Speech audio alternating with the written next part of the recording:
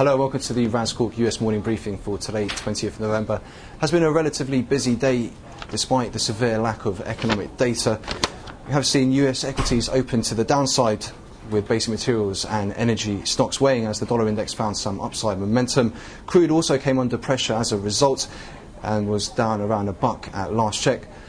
It is just worth noting an interesting Wall Street Journal article today which did write that a glut of bulls may spark a big sell-off in crude oil. Paper did write that crude oil prices fell for the first time in 4 sessions and are vulnerable to a steeper price correction, analysts said. Analysts also pointed to a large imbalance between long futures and options positions.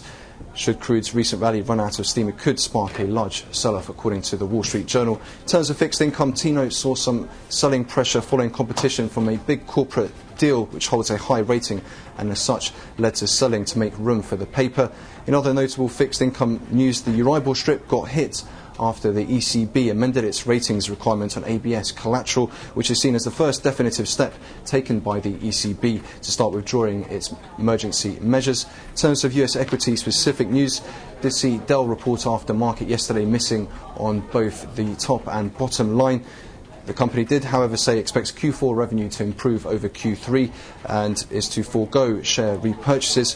For Procter & Gamble, the company said it's currently in the market for share repurchases. That is targeting a meaningful level, but will likely be below $8 billion. The company CFO says lots of uncertainty remains regarding market growth, says acquisitions are not a core aspect of the company's growth strategy.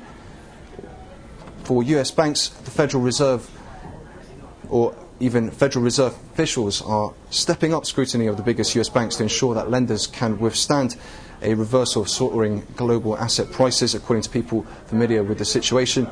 Also seen Rochdale's Beauvais on the wires said that losses will remain unabatedly high at Citigroup, but stock is worth owning for patient investors. Did rate Citigroup shares a buy nevertheless. Beauvais also said that Bank of America's Lewis may well be on his way back as company CEO.